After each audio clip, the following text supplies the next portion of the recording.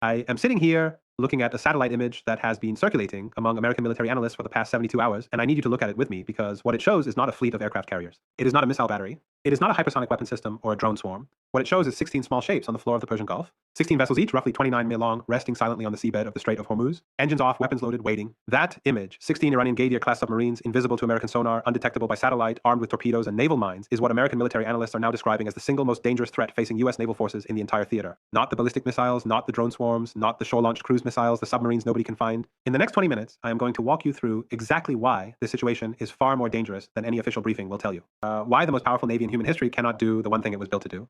And why the consequences of what is happening right now in the Strait of Hormuz are already showing up in your gas tank, your heating bill, and the freight costs embedded in almost everything you buy. This is Daily Brief. Subscribe now if you have not already, because what we are about to cover is being actively analyzed by American military experts and confirmed by Western intelligence sources. This is not speculation. Hit that subscribe button and turn on notifications. You are going to want every update on this one. Let's start with the geography, because the geography is the foundation of everything, and it is the geography that makes the American Navy's most sophisticated capabilities functionally irrelevant in this specific theater. The Strait of Hormuz is 54-kilometer wide at its narrowest point, but the navigable shipping channels, the actual lanes through which oil tankers and commercial vessels can safely transit, are only 3-kilometer wide. The average water depth along those shipping lanes is approximately 30 meters. To put that in perspective, American Ohio-class submarines are 170 meters long. They displace 18,000 tons of water. You cannot fit an Ohio-class submarine in water that is 30-meter deep. You cannot maneuver it in a channel that is 3-kilometer wide. The American Navy's most powerful undersea platforms, the ones that would normally be used to hunt and destroy enemy submarines, cannot even enter the operational environment where the threat exists. It is the equivalent of trying to thread a rhinoceros through the eye of a needle. The American submarine fleet is powerful beyond comparison in open ocean warfare. In the shallow, narrow, noise-saturated waters of the Strait of Hormuz, it cannot operate at all. That is not a commentary on American capability. That is physics and geography, and Iran has spent 4 decades studying every meter of it. Subscribe if you are watching this and realizing you are not getting this level of analysis anywhere else. Daily Brief exists specifically for moments like this. Now let's talk about what Iran actually built. Announcement number 1, the Ghadir submarines. And this one matters more than anything else happening in this theater right now. The Ghadir-class submarines that Iran has deployed into the Strait of Hormuz were not designed to be technologically impressive. They were designed to be perfectly precisely suited to exactly this geography. Derived from North Korean Yana-class submarine technology and domestically produced since 2005. Each Ghadir is 29 mil long and displaces roughly 120 tons. Small enough to navigate the shallow channels that American submarines cannot enter. Small enough that their acoustic signature, the sound they produce while moving, is easily masked by the constant ambient noise generated by dozens of commercial vessels transiting the strait at any given moment. According to reporting by The Telegraph and confirmed by multiple Western military analysts, when a Ghadir submarine settles onto the seabed and shuts down its engines, it becomes acoustically indistinguishable from the surrounding environment. Its diesel-electric propulsion system produces minimal noise even when active. And in 30 meters of water with constant surface traffic above, the most sophisticated sonar systems on Earth cannot reliably separate a stationary submarine from the background noise of a busy commercial waterway. U.S. Navy Captain Tracy A. Vincent has acknowledged publicly that the Ghadir class provides Iran with additional surveillance capability and creates a new layer of defense. Commander Daniel Dolan described the submarines as, and I am quoting him directly here, well designed for guerrilla warfare, ambushes, and anti-access area denial operations. Iran currently operates between 20 and 23 of these submarines. That number matters. You can potentially overwhelm adversary anti-submarine warfare resources through volume, even before factoring in the geography that makes each individual submarine so difficult to find. The U.S. Defense Intelligence Agency estimated as of 2019 that Iran possesses over 5,000 naval mines capable of rapid deployment via high-speed boats. Add the Ghadir fleet, and you are looking at a layered mine warfare capability that covers the strait from multiple vectors simultaneously. Former Iron Commander Rear Admiral Hussein Qadi said this about the Ghadir class, that it can do what the German U-boat did during World War II. That is not propaganda. That is a precise operational analogy. The U-boat did not destroy the Allied navies. They nearly strangled the supply lines that kept the Allied war effort alive. The Ghadir submarines are designed to do exactly the same thing to the global energy economy. Received. That is announcement number 1. Announcement number 2. The mines are already in the water. This is the part the Pentagon has confirmed. Not planning to confirm. Confirmed.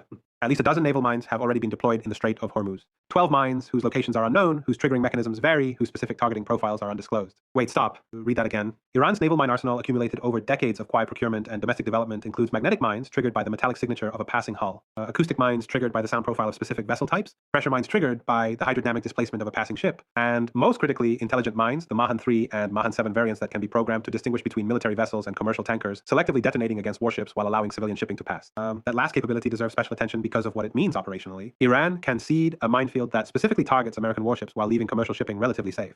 This creates a situation where Washington cannot simply announce that the strait is dangerous and shut down all traffic because the mines are not indiscriminate. They are selective. The risk is concentrated on the vessels the United States needs to send through to assert the naval presence it has staked its regional credibility on maintaining. 12 mines is not enough to physically block all transit, but it is more than enough to stop it.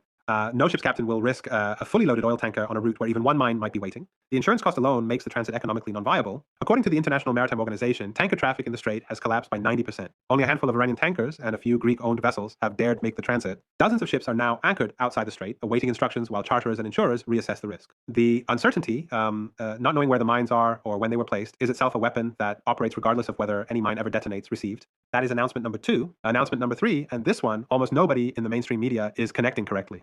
The submarines that America destroyed were not the submarines that matter. Washington announced in the context of what it is calling Operation Mysterious Fury, a name most of America's European allies have quietly taken to calling Operation Mysterious Flight because of how quickly they withdrew from involvement that American forces have destroyed 11 Iranian submarines. That announcement was presented in a way clearly designed to suggest that the undersea threat had been substantially addressed. The submarines that were destroyed included the Fate, Iran's most advanced coastal submarine at 600 tons. 3 kilo-class submarines of Russian manufacture, the largest platforms in Iran's fleet, were also destroyed or disabled. These are real losses. Iran will feel them. But the Gadir submarines, the small, shallow water seabed resting platforms that are the actual nightmare scenario for American surface vessels in the Strait, were not destroyed. All evidence suggests they were not even found. The reason they were not found is the same reason they remain dangerous now.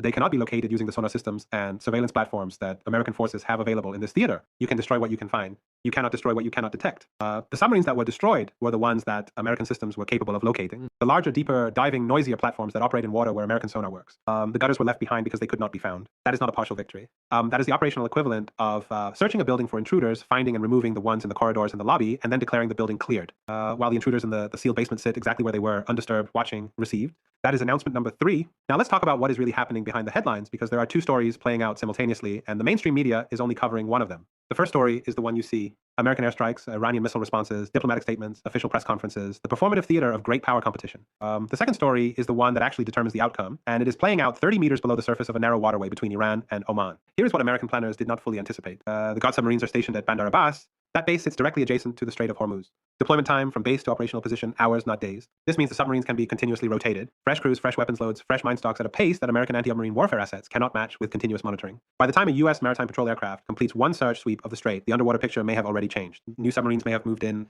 Old positions may have been abandoned. The seabed, the sonar mapped an hour ago, may not reflect the seabed that exists right now. As reported by Defense Security Asia, Iran's basing infrastructure, centered on Bandar Abbas, enables rapid forward deployment, reducing transit times and maximizing operational duration within the Gulf's confined maritime environment, thereby compressing adversary response windows during any crisis. Former Royal Navy submarine commander Ryan Ramsey, someone who has actually operated submarines in the Persian Gulf, put it precisely. He stated that, having operated submarines in the Gulf region, Iranian submarine forces must be taken seriously. He added, in the confined waters of the region, even a small number of submarines can create real uncertainty for surface commanders. Real uncertainty, not technological defeat, not military catastrophe, uncertainty. That is Iran's primary weapon in this theater, and it is working. Now, let's talk about the European dimension, because the refusal of America's NATO allies to contribute their minesweeping and anti-submarine assets reveals how isolated Washington's position has genuinely become. Germany, France, the United Kingdom, Italy, and Spain have all declined to participate in any naval operation aimed at reopening the Strait of Hormuz.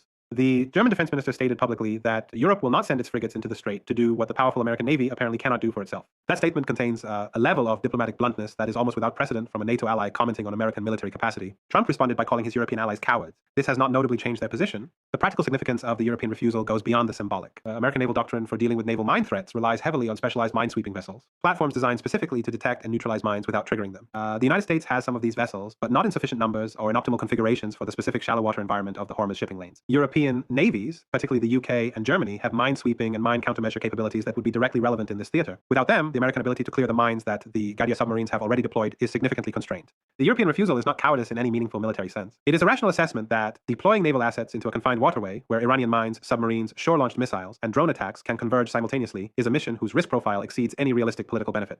Think about what the German defense minister's statement is actually saying. The world's most powerful navy cannot clear the mines it is asking European frigates to help clear.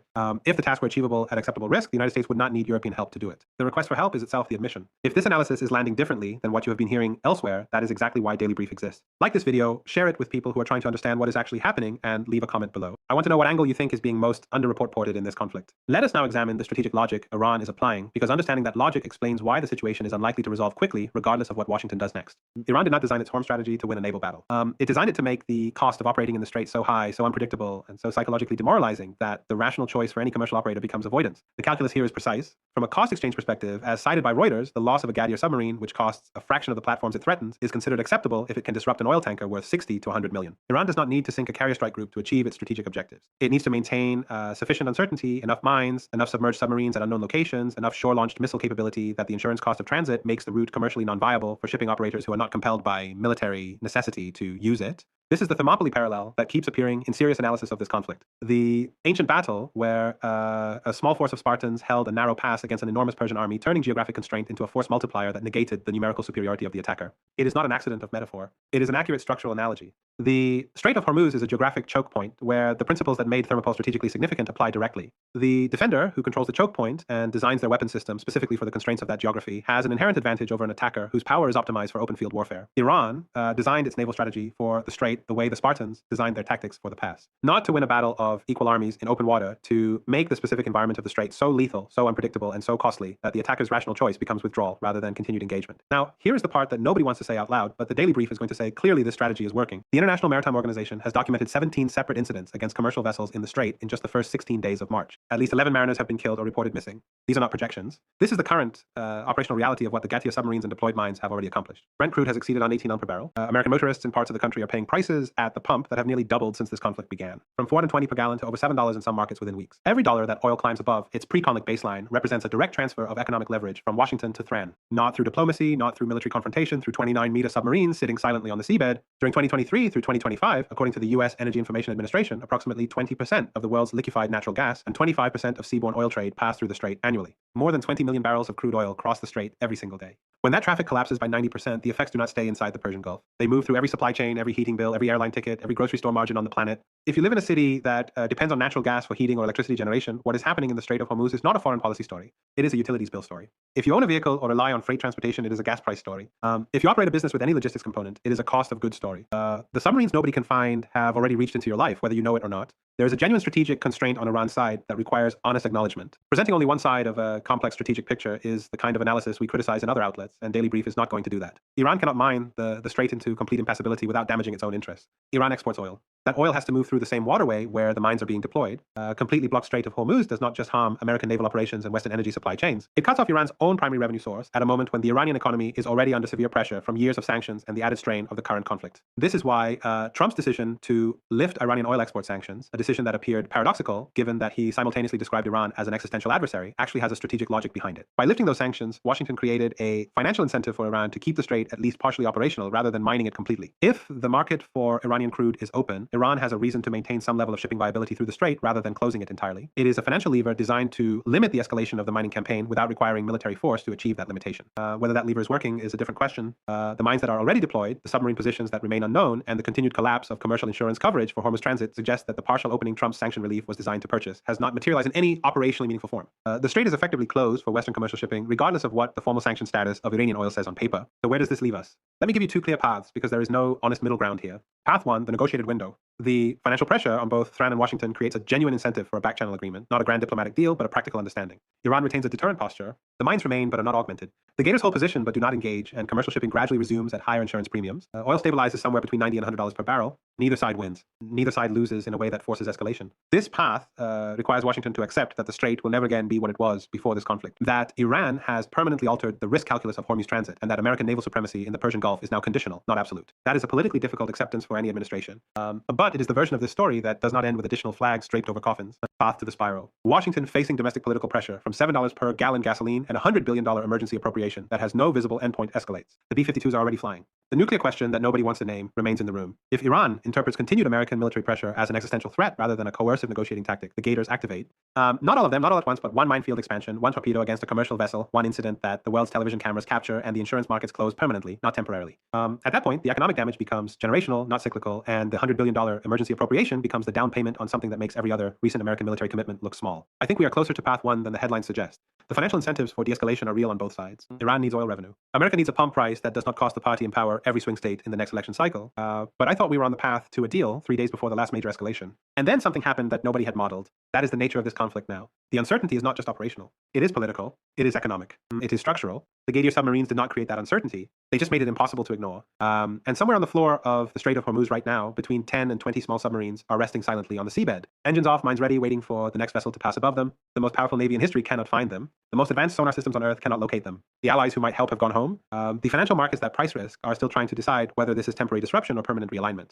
And the ship captains, who know these waters better than any analyst, are all looking at the same insurance rate and making the same decision. Wait. Here are the questions I want you to take away from this analysis, because these are the ones that will determine what the next chapter looks like. Can the United States accept a version of Hormuz security where the strait remains open, but American naval dominance within it is conditional, where Iran retains an underwater deterrent that American technology cannot neutralize? Or does accepting that condition represent the kind of strategic concession that changes how every other regional actor in the Middle East, from Riyadh to Tel Aviv, calculates its own security arrangements? And the harder question underneath that one, when the Gadir submarines were designed using North Korean technology, when Iran's mine arsenal was built through decades of sanctioned procurement, when an economy under maximum pressure still found the resources to field 20 submarines perfectly optimized for the one waterway that matters most to the global energy economy. What does that tell us about the limits of economic coercion as a foreign policy instrument? Those are not rhetorical questions. They are the actual strategic questions that the next phase of this conflict is going to answer, whether we are ready for them or not. Tell me in the comments what you think the administration does next. Tell me if you think the European refusal changes the calculus in Washington. Tell me if you are already feeling this in your energy bills, because I am reading every single one. We will keep tracking every development in the air, at sea, in the financial markets, and in the political capitals where the decisions that will determine what happens next are being made. That is what Daily Brief does every single day. Subscribe now. Share this analysis with everyone in your network who is trying to understand why the energy prices they are paying at the pump are the direct consequence of submarines too small to see and too dangerous to ignore. Turn on notifications so you do not miss the next update, and we will see you in the next